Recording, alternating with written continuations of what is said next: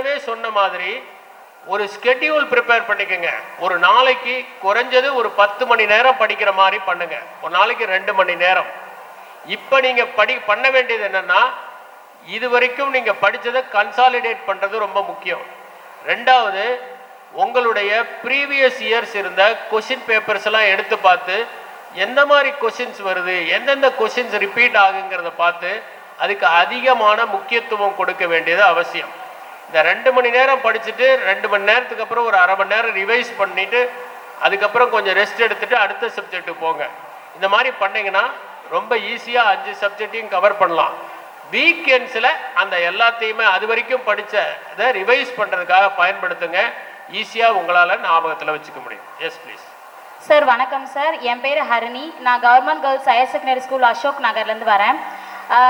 என்னோட ட்ரீமே வந்து நான் ஐஏஎஸ் ஆகணும் அப்படின்னு தான். நேற்று ஸ்கூலில் சொன்னப்பவே சார் வராங்க, இறையன்பு ஐஏஎஸ் வராங்க அப்படின்னு சொல்லும் போதே ரொம்ப இன்ஸ்பிரேஷனாக இருந்துச்சு சார். இப்போ நீங்கள் சொன்ன இந்த ஸ்டெப்ஸ் எல்லாமே நாங்கள் ஃபாலோ பண்ணுறதுக்கு வந்து ரொம்ப ஈஸியாகவும் இருக்குது சார். ஏன்னா வந்து ஃபஸ்ட்டு நம்ம படிக்கிறது வந்து நம்ம கரெக்டாக ஞாபகம் இருந்தால் தான் அதை போய் எக்ஸாமில் நம்ம கரெக்டாக ப்ரெசென்ட் பண்ண முடியும் சார். நீங்கள் சொன்ன டிப்ஸ் எல்லாம் வந்து இப்போ ரொம்ப சூப்பராகவே இருந்துச்சு சார். எனக்கு என்ன டவுட்னா, மேத்தமெட்டிக்ஸ் வந்து நம்ம மற்ற சப்ஜெக்ட்ஸோட கம்பேர் பண்ணும்போது கொஞ்சம் டஃப்பாக இருக்குது சார்.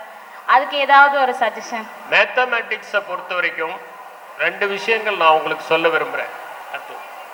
2 விஷயங்கள் சொல்ல விரும்புகிறேன். ஒரு ஃபார்முலாவை படிக்கும்போது நமக்கு இது ஏன் கஷ்டமாக இருக்குன்னா, அதை வந்து ஃபார்முலாவை மட்டும் படிக்கிறதுனால தான் அது கஷ்டமாக இருக்குது.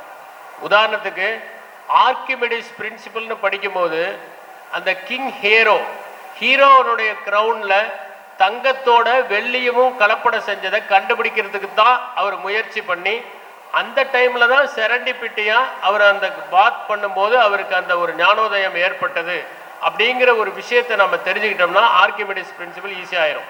மேத்தமேட்டிக்ஸை படிக்கும்போது 2 விஷயத்தை ஞாபகத்தில் வச்சுக்கணும். ஒன்று வந்து அதனுடைய அப்ளிகேஷன் என்னன்னு தெரிஞ்சு படிக்கணும்.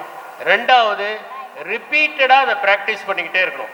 இந்த 2 விஷயத்தையும் செஞ்சீங்கன்னா மேத்தமேட்டிக்ஸ் உங்களுக்கு டஃப்பாக இருக்காது. இன்னும் சொல்லப்போனால் மனப்பாடம் பண்ண வேண்டிய அவசியமே இல்லாததுனால மேத்தமேட்டிக்ஸை நீங்கள் சரியான முறையில் பயிற்சி பண்ணீங்கன்னா அது கடினம் அப்படின்னு நினைக்காம எளிதுன்னு நினச்சி வாழ்க்கையோடு தொடர்பு படுத்தி நீங்கள் படிச்சீங்கன்னா நிச்சயமாக நிறைய மார்க் வாங்க முடியும்.